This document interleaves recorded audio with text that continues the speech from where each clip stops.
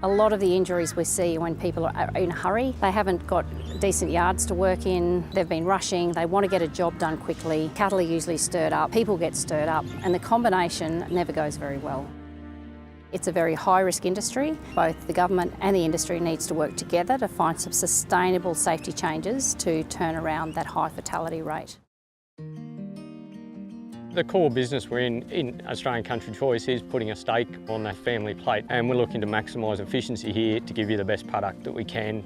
We're a 21,500 head facility. We turn over approximately 110,000 head a year. The intensive livestock industry's had a really big focus on staff safety, animal welfare and livestock handling. There is no doubt when building a facility, if you don't get those right, whatever you build is not going to be a successful facility and it's going to cost you more. So it's really important that we educate our staff, provide them with the tools to do their job and also provide them with a safe facility to do their job. I'm a fourth generation cattleman. We breed background fatten and then retail all our own beef. We could have up to 300 head on this property. Design in yards is something that I've always been passionate about. I remember as a little kid, Dad would be building the real thing and we'd be sitting in the dirt playing with sticks, designing our own yards. We employ a lot of people that aren't that experienced with cattle handling, so that safe and calm environment for both the workers and the cattle was probably key. It's a concept that a lot of cattlemen are starting to catch on to with the wagon wheel design. A well-designed set of yards goes a long way to prevent a lot of injuries to both people and cattle. If people have never put pressure on their cattle, they've never worked with their cattle and quietened them down, they end up in the yards at a meatworks and the end user gets themselves into a really nasty situation. It's a whole supply chain issue. We see hand injuries from working in cattle yards, especially with gates. Some slide gates are not very well made and they're not made for the person. The cap rails that surround those, we often see really bad head injuries from people running into those, people being gored by cattle, usually from working too closely with cattle or being in the yards and trying to do a task that's just never going to match. And a little trip in a set of cattle yards for an older person can mean a horrific injury. As a production facility, I suppose in the design of our yards, the three key areas were staff safety, animal welfare and fit for purpose. We use what they term low-stress stock handling. It's about understanding where to press on an animal to get the result you want, where to stand at the gateway, which side of the animal you need to be on, when to release that pressure. I understand when that animal has some fear and you're too far in its flight zone. The way the cattle are handled changes things a lot. If cattle load well on a truck, it's because the setup at the back has been good. We like open facilities where the cattle can see the people. You can work them from inside or outside the yard. Someone who's not so highly trained will need to work outside until they build their confidence. They're walked up with horseback up into the processing yards. They go into a hay yard on water where they settle. Then we bring them up into a holding yard in smaller numbers, and as we move through the facility we continue to reduce how many numbers are in each yard. Into this particular yard we're standing in, where we probably have 12 to 13 head, take 4 head up into our bud box and then those 4 head run up into the race. And we're looking to minimise the risk to our staff and also create that positive animal welfare. They're going to be comfortable, you're going to be comfortable because they've got plenty of room. They're not going to be trying to stand on top of you because they've got nowhere to go. So as you go through, less is better. You need to have some escape routes, simple man gates or simple bollards, which is just a hole in the fence, which is big enough for a person to slip through. If the whole setup is built right and we don't have any trouble loading the cattle, everything normally goes 100% smoothly. The cattle walk on as quietly as anything. There's that natural flow. They're not going to turn around and fight, and therefore made me feel a lot safer. In terms of maintenance, we wash the shed out every day for hygiene. We regularly clean the manure out of pens. We're monitoring the depth of manure, ensuring that the staff are safe, putting the walk on, putting down some bedding in terms of our high pressure yards to ensure some safety for staff and their cattle. The maintenance is ongoing every day. It is a simple process, and if done well, it works really well.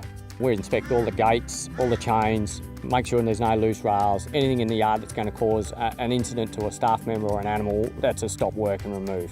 We conduct those daily 3 times and get it fixed so that everyone is safe. 100% safety is paramount because the last thing we want is a driver injured and transported away to a hospital from a fall or getting kicked by a beast. Within our team we have a great awareness of animal welfare and human safety. Therefore we're not afraid to take anything to upper management if we feel that something is not safe and needs improving. Every time it gets changed, it's been for the better. changed facility designs, changing the way we handle cattle, spending time with those animals, building up their trust and their confidence. A lot of those problems that we were creating ourselves have gone away.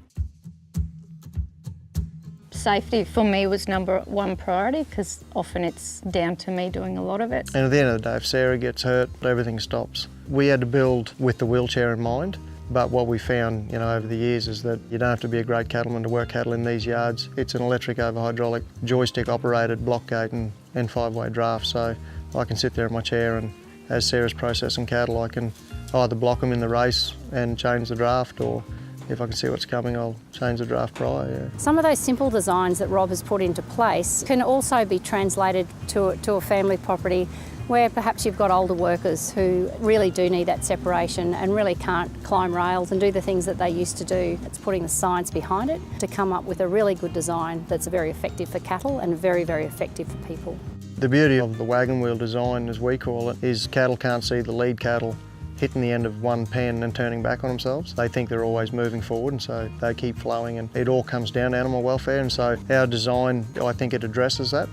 The handles on the slides, we put it at a height that if you are going to run into the handle when the slide gate's shut, it'll be at your shoulder or elbow, not at your head or your knee. We've put guards around as many things as we can. Higher cap rails over our gateways so no one's going to go belting their heads. Whenever we build something, regardless of what it is, we build it with safety in mind. And when we do build, we try to build it right the first time, so we're not doing it 10 times over.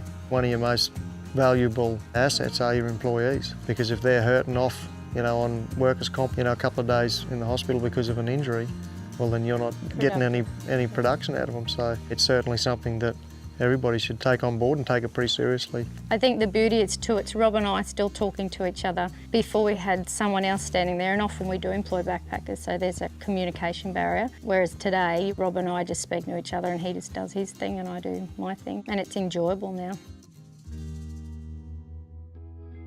With cattle yard design, I think it's very important to understand that each operation is unique. We can all use the same principles, but we've got to understand that fit for purpose. The right design for cattle yards is the design that works for you, for the enterprise that you're running and for the type of cattle you have. We need to make sure that the people understand at least a little bit of animal behaviour and the pressure points for animals that make them flow. When we need to make sure the stockyards are located in a place where animals will flow through nicely. If we have all of those things matching, there's a lot less stress to the cattle, there's a lot less stress to the handlers, there's a lot less injury. You don't need to spend huge amounts of money. You can build simple systems that work very well. You just need to think about them a little bit, and that will make the whole system flow a lot better. It was all just a trial and error, and what didn't work, well, right, I need to change that. And then we got to where we are now, and it works very well. We have good staff, we have happy staff, we have healthy staff. The drivers, they think it's great because they don't have to get in with the cattle. We never have an injury here at Brindley Park, so that just says it all for itself. There's less fatigue, it's not as hands-on. I've got energy at the end of the day, I go home happy, and I come back to work the next day happy and confident, knowing that I can step into those yards and that I am safe. It's just amazing the change that's happened. The cattle are flowing really well. The added training and mentoring that they're doing has really, really paid off. It's a culture.